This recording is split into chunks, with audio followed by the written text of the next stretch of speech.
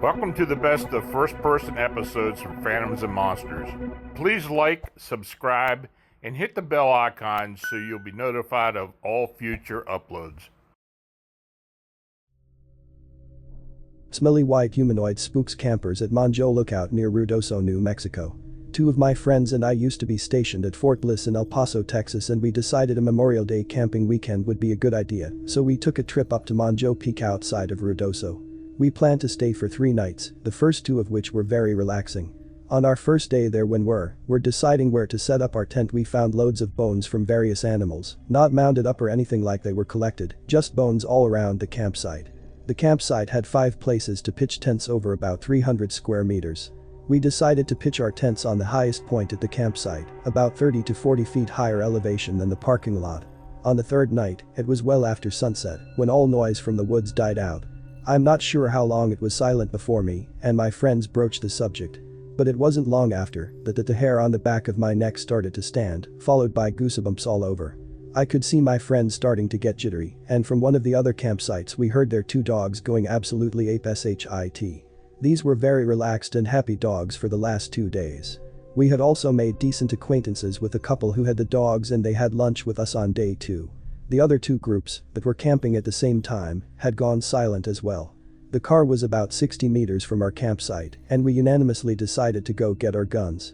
On our way back we started to smell a rotting, fetid stench. I don't know if anyone has ever had to burn feces before, but it smelled like that mixed with death. It was cloying and felt like it was almost physical, it was so strong. We got back to our campsite and decided to post guard all through the night. 1 man up and 2 asleep, or at least resting. I volunteered for the first shift because I knew I wasn't getting any rest at all. We had plenty of firewood for the night, especially because we were leaving the next morning.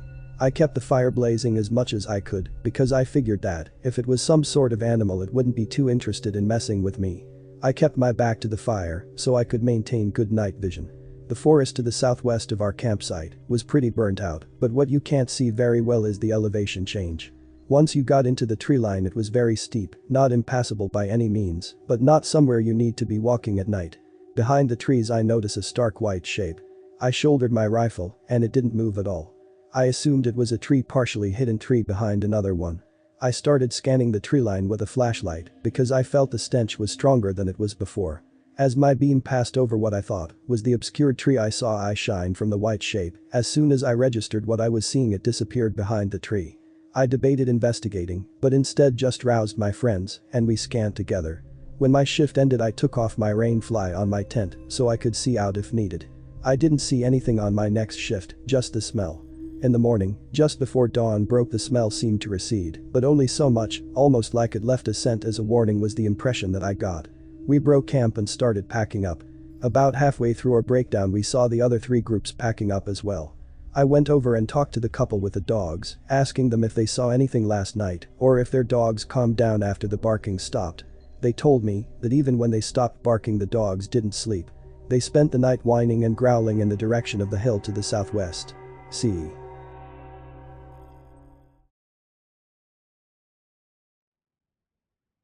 Bigfoot or Skinwalker stalks forest ranger after being shot near Zuni, Pueblo, New Mexico. This happened to my dad's family when he was a kid. I'm not too sure how old he was or the exact date this happened.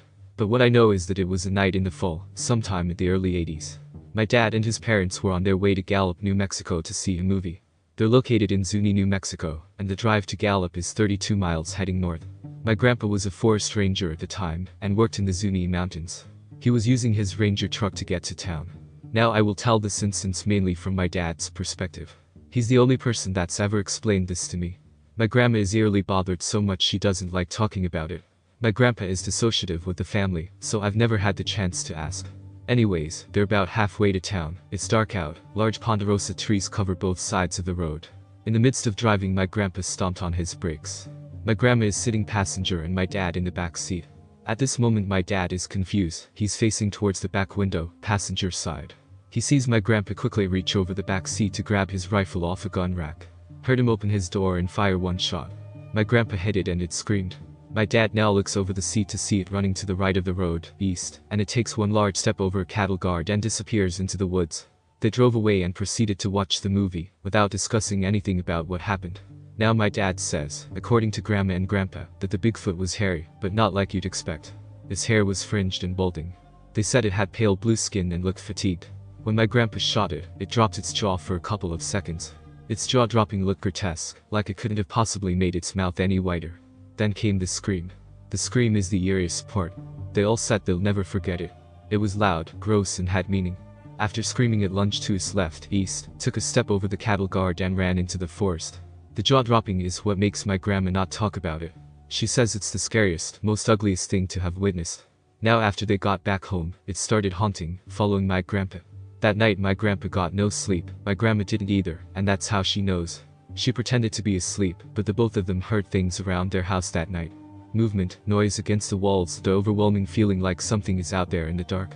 My grandpa continued his work as a ranger, but soon quit due to constant run-ins with this thing. When he was out in the forest, he knew it was watching. He could smell it, hear screams, hear knocking. It made disturbances in the road just for him. It would toss branches in the road to and from destinations, like it knew his schedule or where he had to be. It scared my grandpa so much he hasn't gone back since, and since then it hasn't bothered him. All while this was happening, my grandpa experienced one wild ride as a ranger.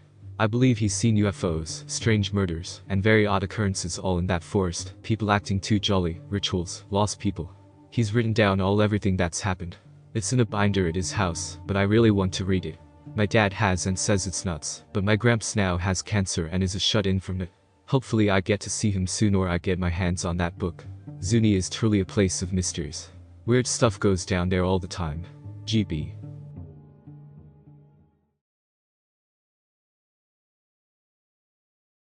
Tall screaming humanoids encountered in Lincoln National Forest, New Mexico. I am from Roswell, New Mexico. Born and raised. I grew up dealing with BS alien nonsense my entire life.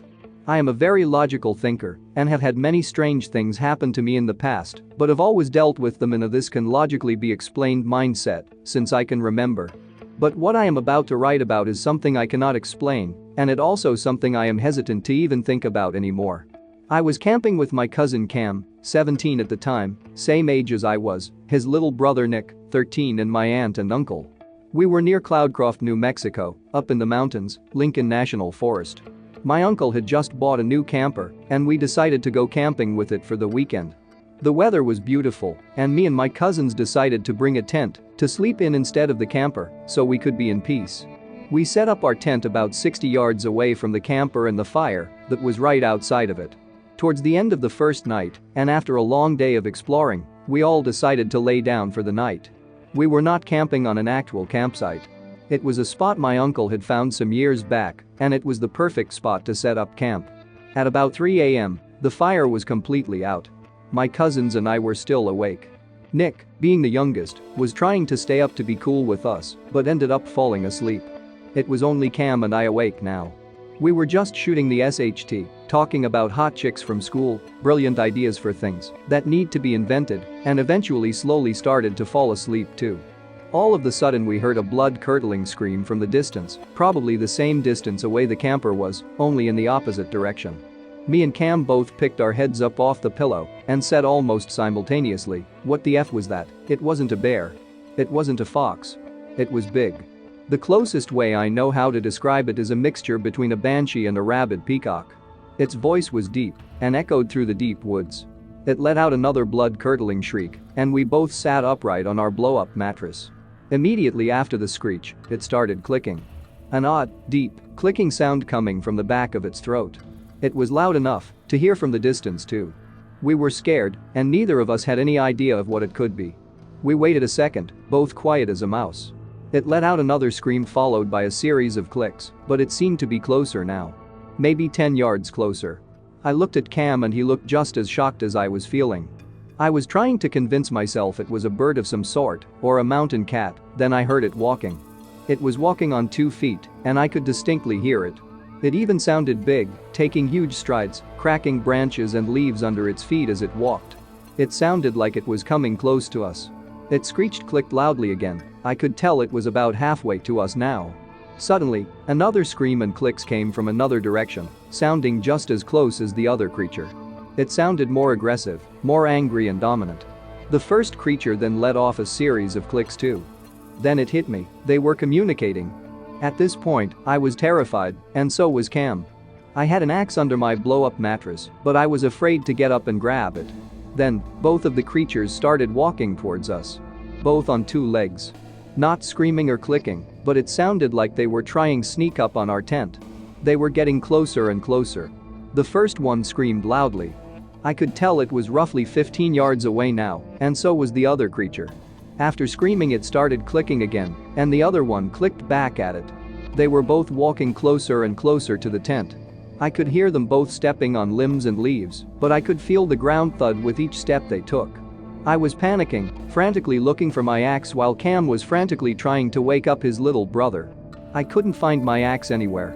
I realized I had left it near the campfire because we were using it to cut pieces of wood for the fire.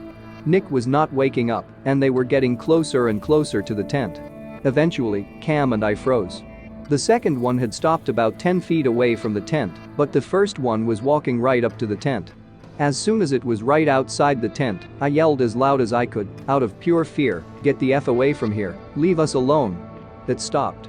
It was right outside. I could almost see it through the tent. It was huge. Tall enough to lean over and look through the top of the tent if it wanted to. I could tell it was slim, humanoid and heavy. I could feel its energy, and it was very negative. I felt the vibes of the universe, and they were telling me that whatever these things were, they were not there to just say hi or steal our hot dogs. I was frozen. They were right outside, and the moon was covered by clouds, so moonlight was no longer shining anywhere. I couldn't even hear it breathing. It was silent. The second one clicked from behind us, still 10 feet away or so from the tent. The first didn't move. It didn't make a single sound, and it was probably a foot away from the tent. My heart was beating so hard that I thought I was going to pass out. All of a sudden, it took 2 huge steps back, and the second one let out a scream so loud it hurt my ears. I immediately burst into tears. The second creature took off into the woods, pounding the ground underneath it, running on 2 legs. The first one apparently turned around and walked away back into the deep woods. I waited until I completely heard its footsteps disappear until I unzipped the tent. I threw little Nick over my shoulder, and we booked it towards the camper. We got inside and woke up my aunt and uncle. They had no idea what was going on and urged us to take our asses to bed. We slept in the camper the next 2 nights, and I didn't leave the campsite for the rest of the trip. I don't know what we encountered that night, but all I know is that it was not an animal. It was not human. Not a bearer of 4-legged animal. It has scarred me ever since, and its energy and screams still haunt me to this day. I give you my word, this was very real. I didn't find any proof to back up our story. However, one thing I did find really strange was the fact that there was a huge rock at the end of a trail near our campsite that was absolutely covered in moss. The last day we were there, all of the moss on the rock was gone. I couldn't even recognize the rock until little Nick said something about it. The rock looked like it had been licked clean. Not literally, but there wasn't any sign that moss was ever growing on it in the first place. Just 2 days prior, the moss on it was so thick that it felt like a couch cushion. YJ.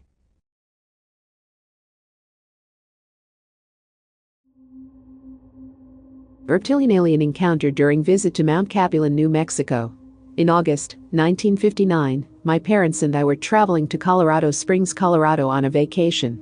For some unknown reason, Dad decided that we would stop and visit Mount Capulin, an extinct volcano in the northeast corner of New Mexico. Mom stayed in the tourist center, while Dad and I climbed up the side of the volcano and down into the crater. Then we returned to the center. As I was walking through the tourist center, I felt myself stop in mid-step. I felt my consciousness lift out of my body and drop straight through the floor. How deep, I cannot imagine. My drop ended in an arched tunnel deep underground. The tunnel was lighted with orange lights. Standing in front of me was a smallish being, or entity that I now know to identify as a reptilian. I would estimate its height at somewhere around 4 feet tall. It was wearing a gray color robe with long sleeves and a hood. The most I could see of its face was intense, oversized dark eyes.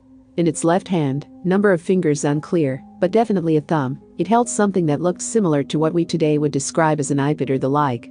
In its right hand it held some kind of stylus. It looked straight at me, and with mind-to-mind talk, said, "What are you doing here? We're not ready for you yet." Then my consciousness zoomed back up through the ground and back into my head, where I stood in the tourist center. Since then, I have wondered when the we, that this alien entity represented would be ready for me. I have had other encounters with UFO-related entities, like the MIB dressed in a black warrant officer's uniform, driving a yellow Mini Cooper, on the military base near Keflavik, Iceland. He told me, "Go home," and pointed towards the southwest and North America. Maybe the alien entities have visited me, but I don't remember it. Ready is a term that has shown up in many stories about CE3. I am very much on my guard for when this word shows up, because of this encounter in which the word was spoken to me by the Reptilian.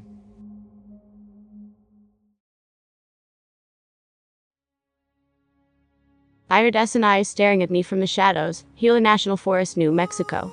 This incident occurred in 2007 in the wilderness of the Gila National Forest in New Mexico. I am from New Mexico and was raised in Roswell, so this is an area I have visited several times prior without issue. On this trip I was with a group of about 10 other people. We were 2 days into our trek with several more to go. For those who aren't familiar with the Gila, it's a stunningly beautiful area with trails that follow a winding river that carves through a canyon. There are high cliff sides jutting up hundreds of feet through some parts of the canyon in dense brush.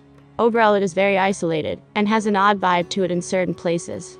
I've always associated that with the fact that it's an area with ancient Native American history dating back to at least 9,600 BC that I know of, or maybe further. Lots of crazy stuff has happened there over the years, to be sure. It has a compelling history. On this particular night we were camped in an area where the river makes a U-shape as it wraps through the canyon. It was a fun day, and I had even managed to catch some trout that I ate for dinner. Right around dusk I needed to relieve myself, so I wandered away from our camp into what I would describe as a ravine, or an arroyo where floodwaters drain into the river. There was dense brush and high sloping banks on either side. All in all, it seemed a good place to go to do my business at the time. I made my way up the ravine, and thinking back on it, I walk an unreasonable distance from the camp, which I find strange. As if I kept walking almost absent-mindedly, or was drawn further in, which is not my norm. As a preface, there is something I think many here are familiar with that is known colloquially as the silence. Typically this phenomenon occurs in nature, when there is a large predator in the area. Anyways, I noticed it was eerily quiet, and I knew that something was very wrong. When I say quiet, I mean the silence was deafening, if that makes sense. By this time it's nearly completely dark, and I am out of earshot of my camp. Alarm bells intensely started blaring in my head and gut, my hair stood on end. I noticed a strange change in my perception, likely caused by the twilight phase change, but the light around me seemed to become shrouded in shadow quite suddenly. It was almost like someone had one of those sliding dimming switches for a light bulb. You know the feeling you get when you are sitting somewhere public, and just feel someone else looking at you? That's what happened suddenly and intensely. A few moments later I heard a loud and distinct crack, an odd rustling from about 30 feet away, above me in the bush. It sounded like a person walking where no person should be. It sounded like human footsteps cracking twigs. I was petrified to make a move, but finished my business, and stood as confidently as I could muster facing the direction of the sound. I was unarmed, and knowing what I know about predators, I didn't want to make myself appear any more vulnerable than a kid alone in a ditch, and in the dark. I've had encounters with bears, mountain lions, etc. But this felt so much different. I did not have the high ground, figuratively and literally. I called out loudly, "Hello." A few seconds passed and the rustling continued in the distance. Silence. At this point I felt beyond vulnerable and terrified. Unreasonably terrified. In hindsight and after researching, I often wonder if infrasound played a role. With my hair standing on end I took a few steps backward, and that's when I noticed the eyes. About 20 feet away above the bank of the ditch was a pair staring directly at me. I was in shock for a moment as it was near where I heard the crack, slightly iridescent looking eyes high above me on the bank. High enough that they had to either be a massive creature or a large creature in a tree branch. The silhouette didn't make sense, but shadows played tricks on the eyes and mind. I can't be sure it wasn't a large owl or something like that, but the circumstances and general feeling make me believe otherwise. The silence and heaviness in the air was totally wrong, but it's hard to explain. Instinctively I backed up as slowly as I could facing those eyes, and that's when I heard another crack above me to my right. This made me lose my SHT, as that noise was much closer. At this point my fight or flight kicked in, and I turned and sprinted as fast as I could. Breathless, I made it back to camp and told my friends I thought there was possibly a large predator in the area and we should make sure we bear bag and take precautions. Thinking back on it, I think it very well could have been a mountain lion or a bear. Who knows? One thing I know for certain is that I felt like I was in absolute danger, and all of my alarm bells were screaming to get the F out of there. Still freaks me out all these years later. The shade of that memory is always in the back of my mind, whenever I'm out in the woods alone. All in all, I'm just glad I'm not another backwoods missing person statistic. BB.